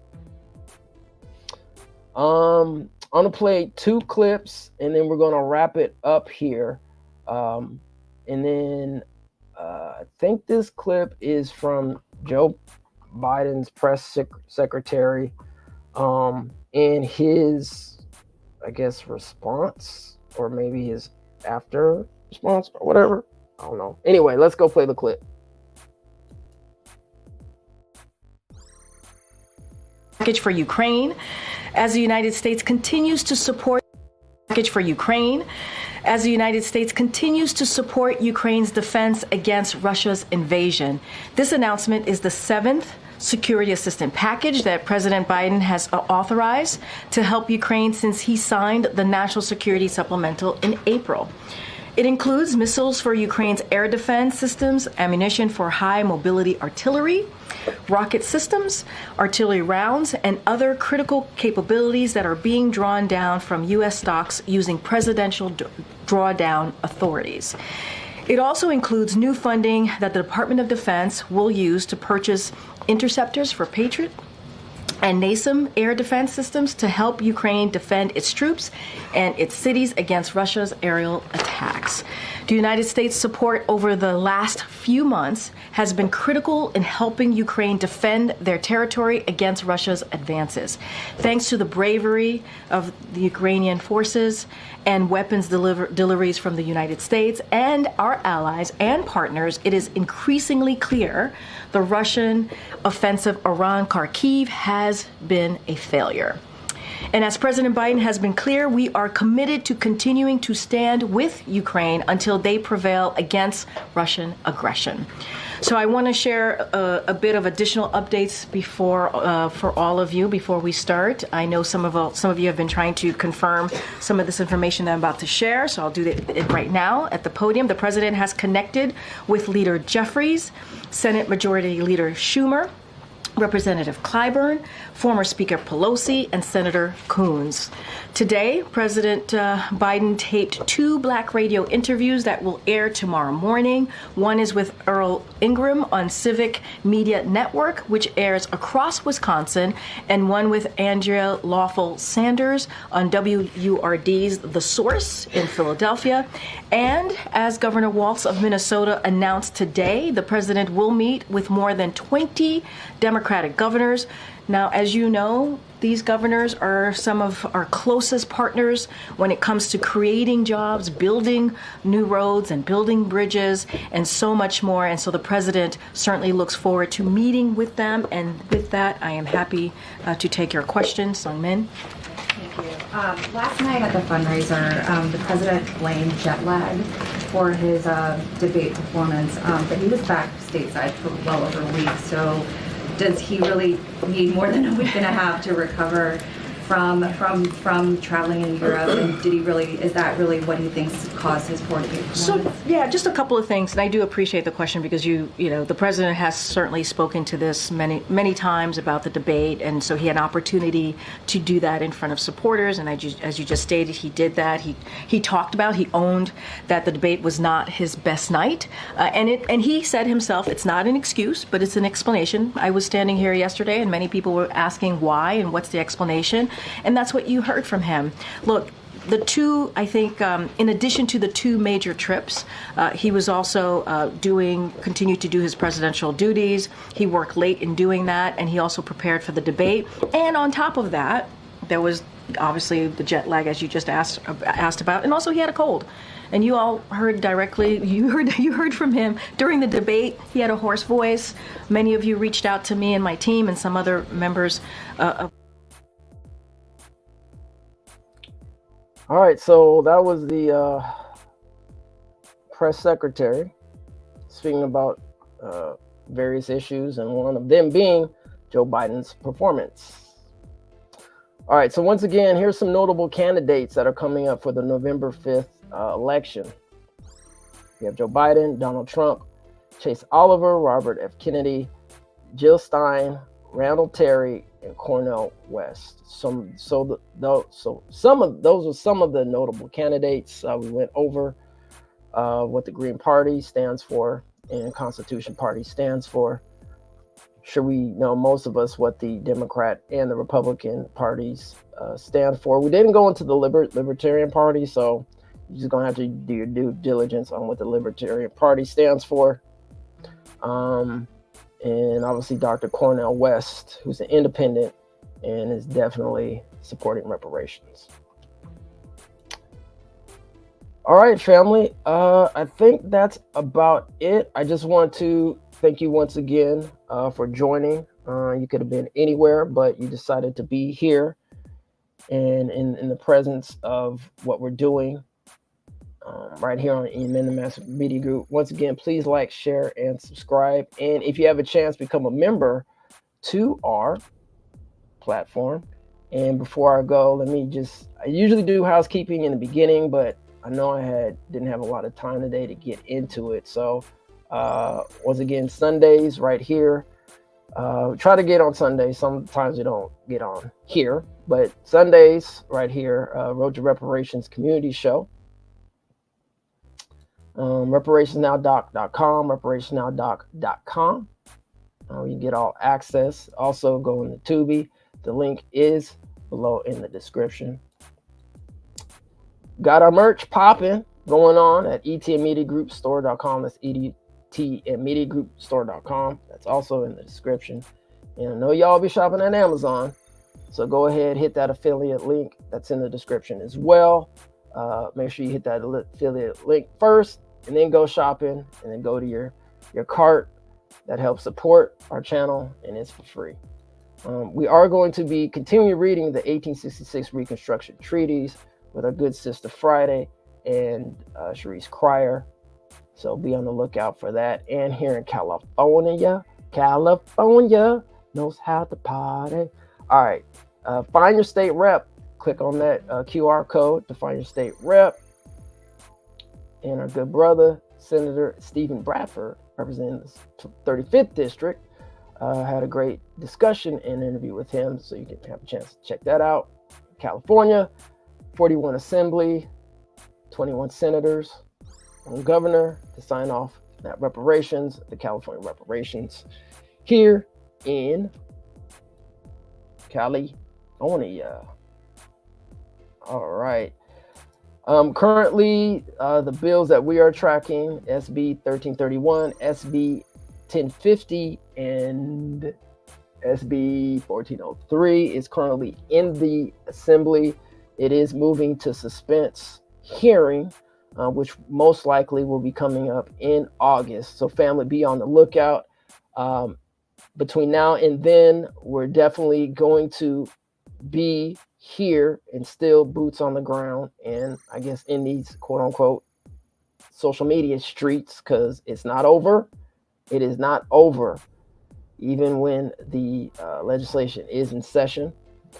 It is definitely not over. So we gotta keep the momentum moving.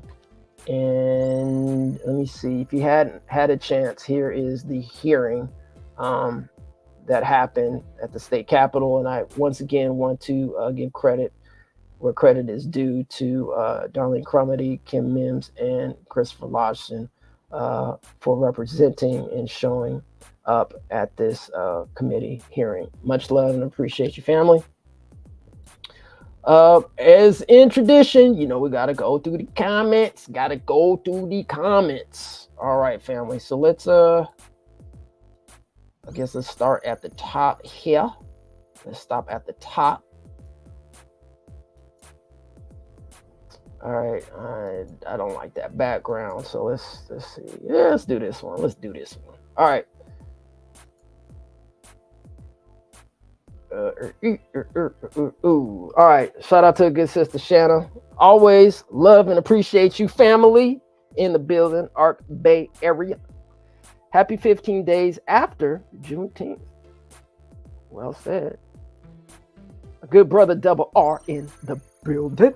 My brother Reggie Romaine holding it down. Straight fire. What up, free peeps? Land of the free, home of the slaves. No lies detected. All right. Salute ATM. Salute you, brother. The ones and the only, our good brother Chris, organizing in Sacramento. Our good brother Chris Lawson. Don't even know what else to say about that, brother. No words can express, man, our adoration for that brother, man. Shout out to you, family. What up, Darlene in the building? What up, family? All right, Reggie Romaine in the building. Once again, Darlene, as always, we appreciate you. Thank you very much for that contribution. What up, Joselle Francis? What up? Thanks for coming through. Family. All right, let's see what this is. Biden just confirmed that Trump stated, like this lady said, even his lies didn't make sense. Yeah, I mean, look, I'm just my humble opinion. Just my opinion from what I looked at. Unfortunately, and other people have said this too, so it's not just me. All right, some other media outlets and other people on the Twitter, the SpaceX streets, I don't know, whatever to call it, said that Biden, I mean, he didn't have his best performance, and Trump was just making up all kind of nonsense. Hey, you gotta admit the dude's pretty funny. But, he was kind of just doing his thing. So, yep, that was the debate of the century. We needed to see it all. All right. CJEC for life. Rolling till the wheels fall off. What up, family? All right, here we go. We know what black jobs are. They're not professional roles. Question reparations. Cut the check. They're the retail, domestic, hotels, factories, lower paid jobs. The jobs we once were majority holding. Plump the Trump. Trump should have stated jobs black Americans traditionally used to hold before the increase of immigration.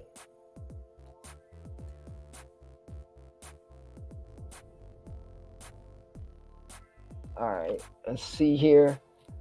B1 Beauty Supply. I wasn't offended by the term black jobs. Bottom line, Trump was saying that Biden is allowing illegal aliens to flood the border to replace black Americans. Pound, no lie detected. Please share the inflation link in the chat. All right. Let me see if I can pull that up for you, family. Let me see. see. Inflation. Let me see. Inflation during the years. Let me see what that pulls up. I don't know why I can't find that link. It might have been in here. Let me see if I can find it here, family. I'm gonna pull up the. You guys give me a second.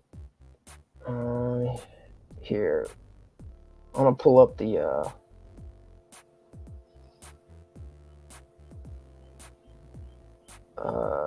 Investopia. Okay, I'm going to let's see. Can I pull it from here? No, I can't. Oh wait, here it goes. All right, I got it. We got it. All right, so the link is at the bottom, I think. Did it go through? Yeah. So yeah, Shannon, the link is at the bottom. So if you have a chance, you can check it out there. Yeah, the title of the article is U.S. Inflation Rate by President from Eisenhower to Biden. All right. Westmore is pro-immigration, does not hide it, and not Freeman-driven. No way. All right. But they must be in full support specifically to American freedmen and cash payments. Many of them have stated, yes, I support reparations, I support a study, and that is it. Nothing else of substance specifically for us. What up, family? Raphael, love you. Grateful for ETM. We're grateful for you. Roots Trackers by Yara. What's up, family? What's good, family? Sis Kim and brother Moya. Peace, peace, family. Peace, peace. All right, good brother Double R in the building. All right, giving love to brother Kendrick. California, they not like us. Fire. All right, peace to you, King. Peace to you, King. What's up, brother? No to your task force to study Ukraine's issues. Aha.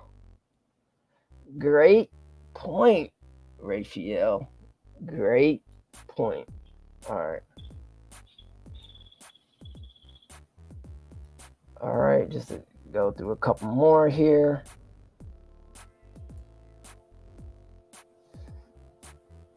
Oh, okay. Okay, this was regards into the press conference. Yeah, right.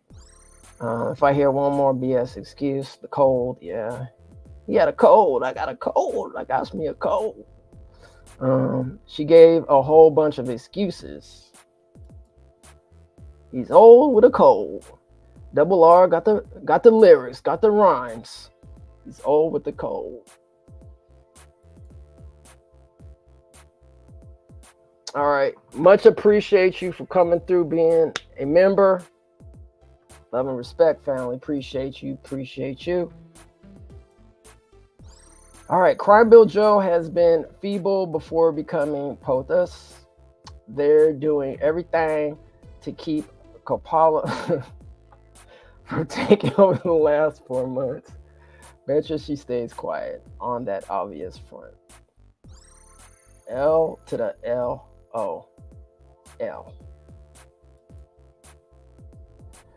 All right, family.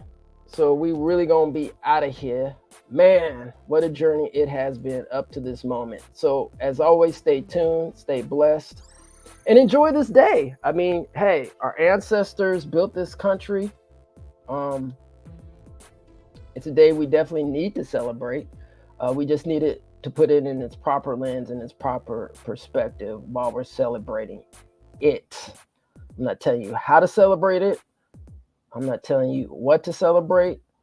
Just trying to give you some historic information and present day information so we all can keep in the know.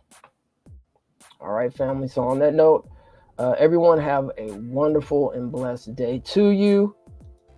And as always, love and respect to everyone. And peace and reparations. Lineage all day, every day, any day. We don't play. Lineage all day, every day, any day. We don't play. Lineage all day, every day, any day. We don't play. Lineage all day, every day, any day. We don't play. It's all about lineage, lock and load. F what you heard, we stay on code. It's all about lineage, lock and load. F what you heard, we stay on code. It's all about lineage, lock and load. F what you heard, we stay on code. It's all about lineage, lock and load. F what you heard, we stay on code. People call you crazy when you stand over justice. If you have no heart, then you're not about justice. Put the mind to the pedal and the foot on the gas. Hit the overdrive, tower coming at last. Everybody wants to eat when my people stay hungry. Blood in the book, slavery built this country. Came to this land by forced migration. Built this nation on blacks and plantations. The way it currently stands, forced labor, slavery takes precedence over rehabilitation and public safety. Oh, by the way, while the Biden administration gives reparations to everyone but free people, look at the billions he has run over to Ukraine. We don't have black grocery stores because if you think about it now, just to get in that supply chain, it's almost unheard of. They don't want the truth to get out. Okay? I don't want to know what my family did or what all these people did and all this stuff like that. Okay? You read that 500-page report. There's this thing called white superiority and black inferiority. That mindset allows all of the behaviors that we've seen across generations, allows for the construction of these policies and practices and systems and structures that continue to oppress us. This is not a handout. This is a debt that is owed. You know, Allensworth was like the internet of his time in 1904, 1905. The total black population in California is about 2.6 million, and then of that, the descendants compose about 2.2 million of that. So California, with a multi-billion-dollar surplus, can absolutely afford to satisfy the international terms for reparations, beginning with compensation. Any financial obstacle that exists that impedes the success of increasing financial prosperity needs to be dealt with and eliminated. No matter where we've been, no matter what part of this fight we've been in, we've been